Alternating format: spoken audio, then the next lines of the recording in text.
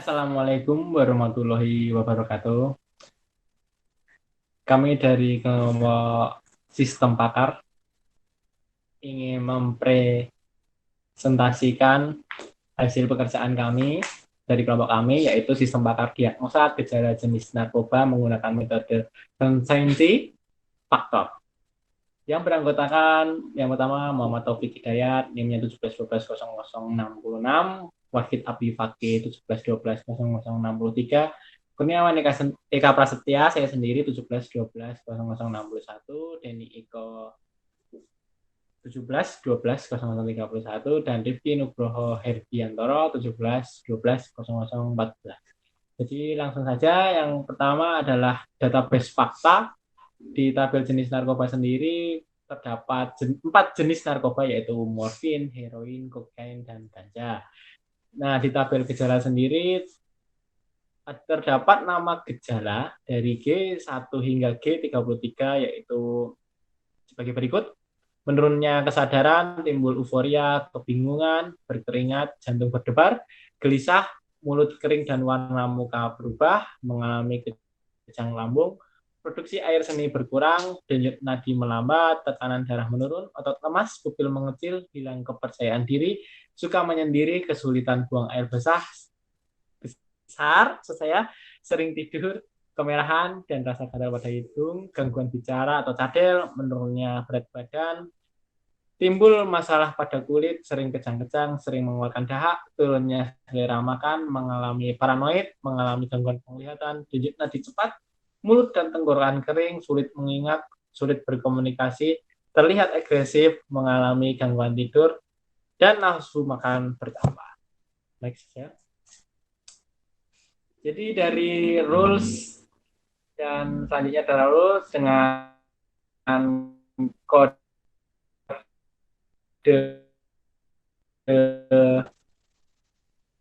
kodenya ada G1 hingga G33, dan nama gejala yang pertama adalah morfin. Morfin sendiri adalah menurunnya kesadaran, timbul euforia, kebingungan, berkeringat, jantung berdebar, gelisah, mulut kering dan warna muka berubah, mengalami kejang lambung, produksi air seni berkurang. Dan kokain sendiri terdapat timbul euforia dan gelisah. Ganja sendiri timbul euforia, berkeringat, dan gelisah.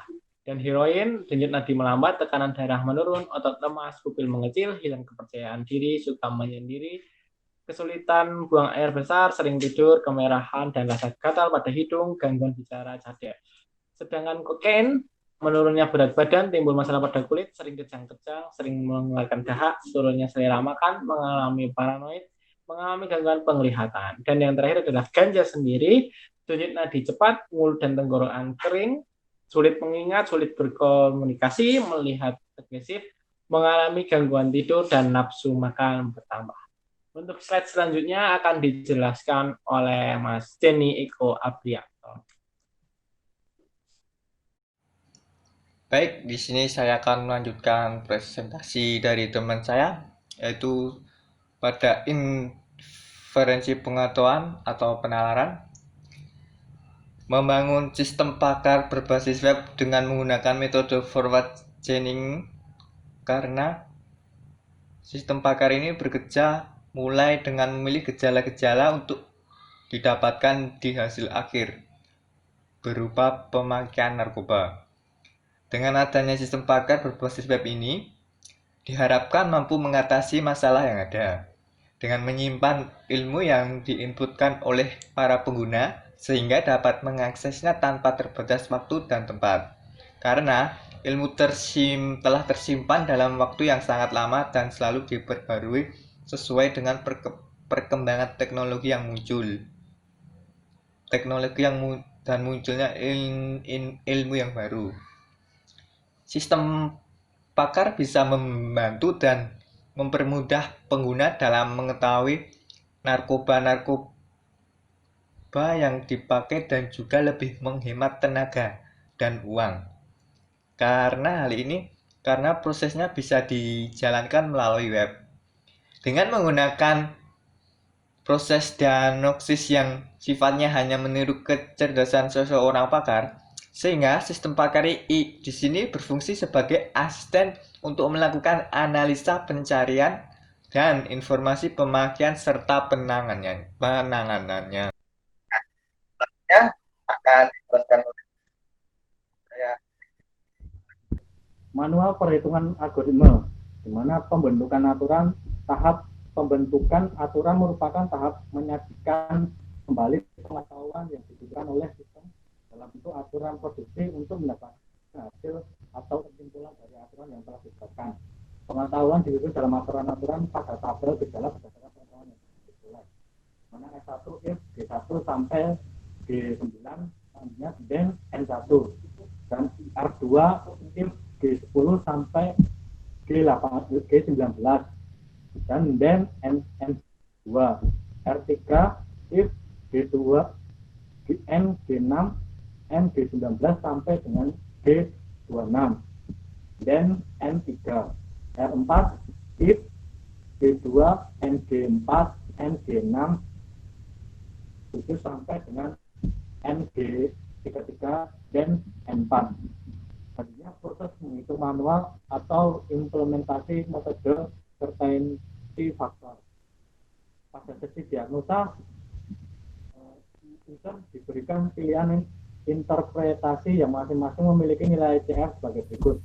Mana ya sama dengan 1, tidak sama dengan 0.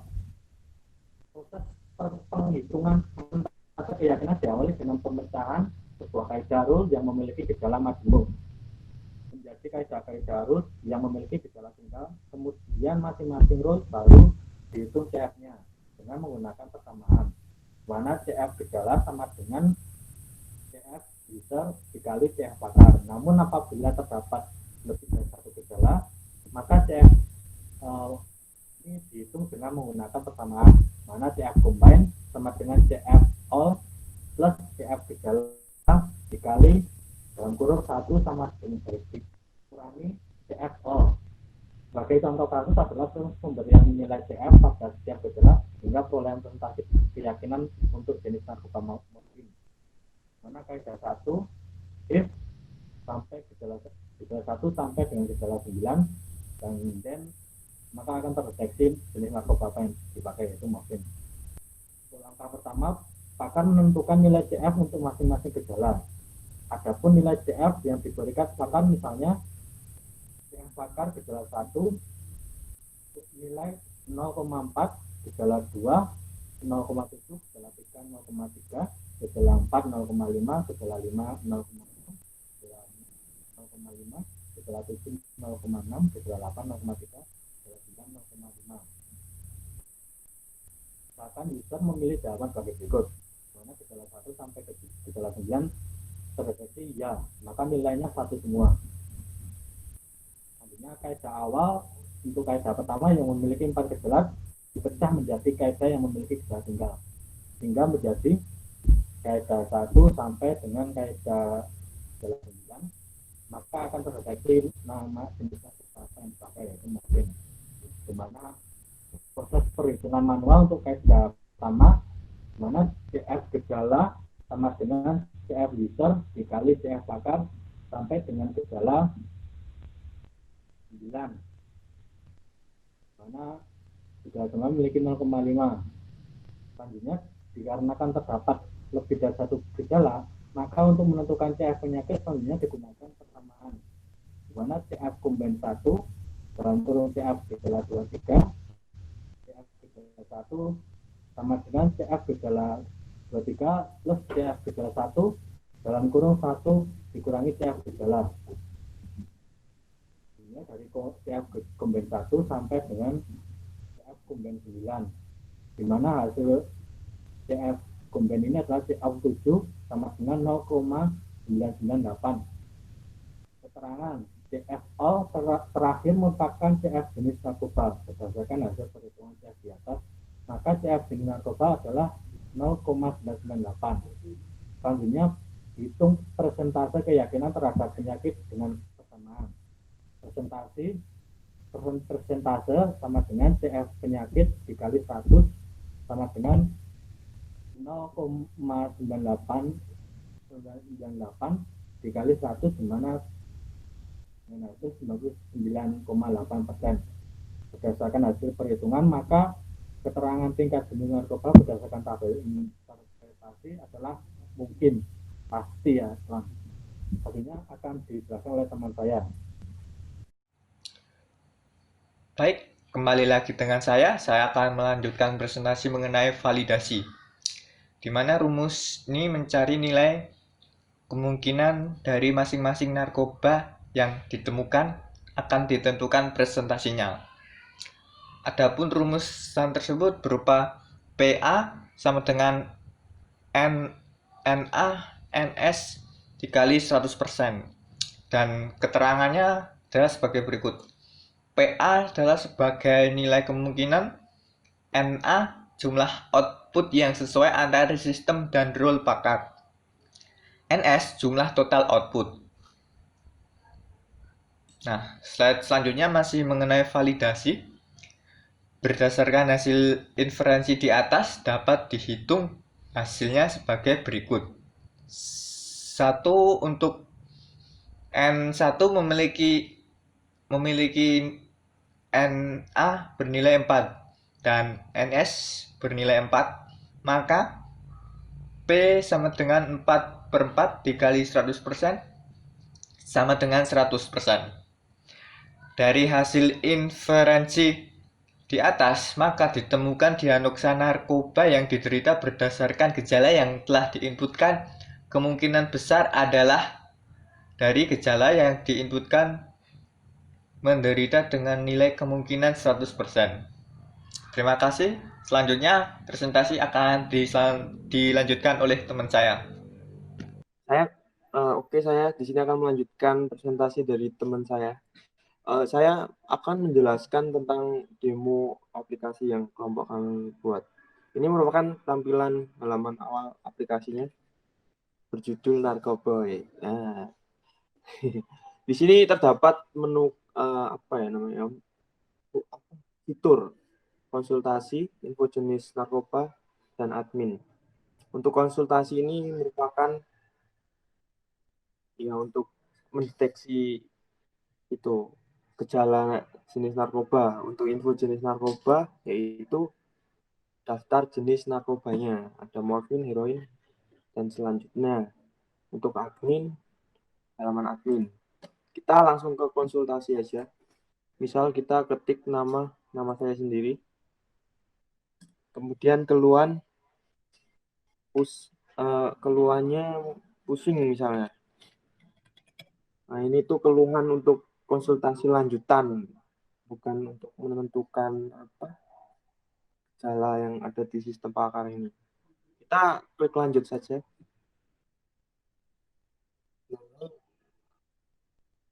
Berdasarkan rule yang kelompok kami buat, saya akan memasukkan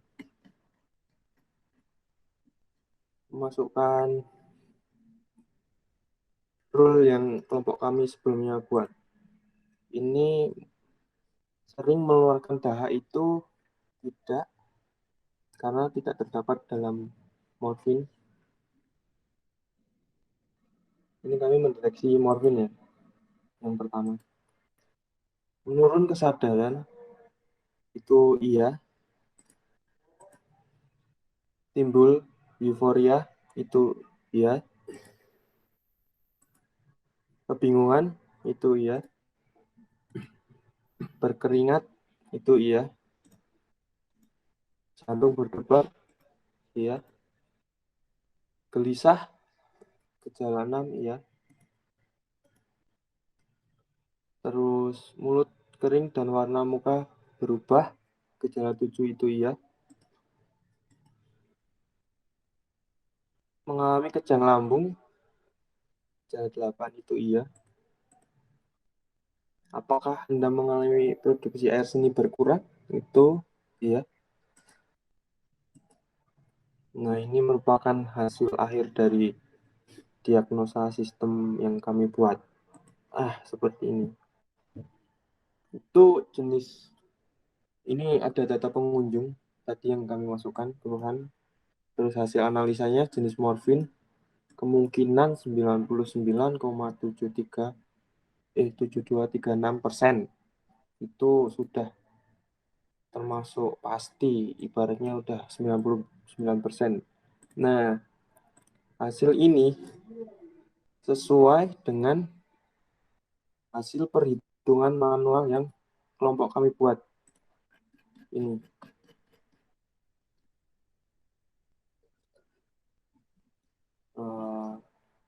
Nah, ini 99,8. Tapi di aplikasi itu 99,7. Kenapa ini berbeda? Karena pada saat menghitung ini kami bulatkan. Kalau tidak bulatkan mungkin sama. Ini ada gejala juga. Yang tadi kami masukkan ada gambar, keterangan, penanganan. Untuk penanganan. Selesai, kembali ke awal. Nah, sekian dari saya. Presentasi selanjutnya akan dilanjutkan oleh teman saya yang selanjutnya. Oke, saya akan melanjutkan demo dari aplikasinya. Sekarang saya akan menjelaskan tentang bagian admin. Tadi sebelumnya Mas Wahid menjelaskan tentang user, bagaimana user mengelola ini websitenya. Sekarang saya akan ke admin. Nah, di sini ada admin. Kita masukkan username dan password. Kita login. Nah, ini adalah tampilan awal dari page admin. Di sini terdapat 4 fitur. Ada data jenis narkoba, data gejala, data rule, dan logout tentunya. Sekarang kita ke data jenis narkoba terlebih dahulu. Nah, di sini kita membuat 4 jenis narkoba, yaitu morfin, heroin, kokain, dan ganja. Jika akan menambahkan bisa di sini tambah, kita lihat. Nah, di sini kodenya, kemudian nama jenisnya apa, info jenis narkobanya apa, di sini keterangan tentang jenis narkoba tersebut. Nah, di sini penanganan dan gambar. Nah, di sini gambarnya dari link. Nah, link dari database-nya. Kemudian disimpan. Kemudian ketika kita misalkan sudah membuat ganja. Nah, di sini ketika ada data yang dirasa salah, kita bisa mengeditnya lagi di sini. Nah, di sini kita bisa mengeditnya, misalkan ganja diganti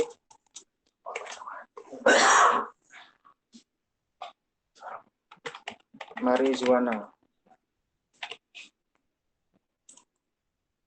Nah, di sini sudah ganti ya.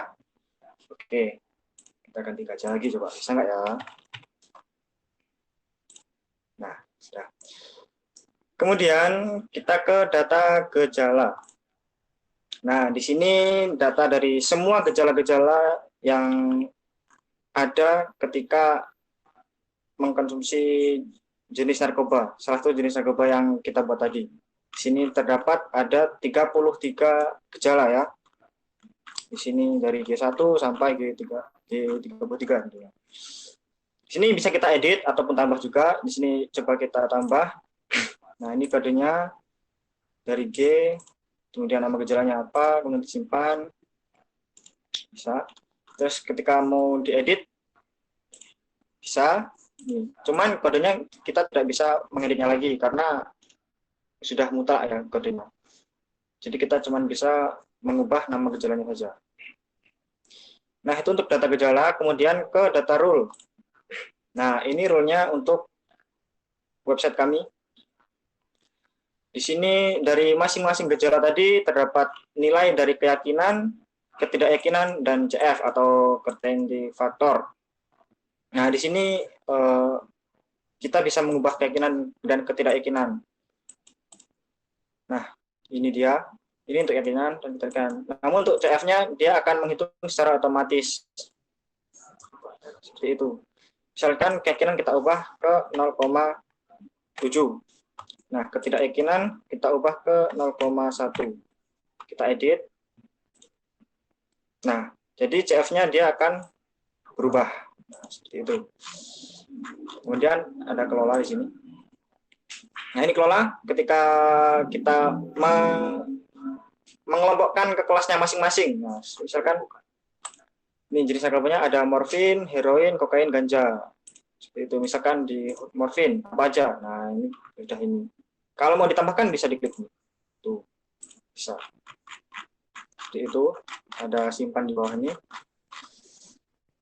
Nah, itu untuk halaman admin. Dan yang terakhir logout. Nah, itu untuk demonya dari proyek kami. Ya, jadi sekian presentasi dari kelompok kami.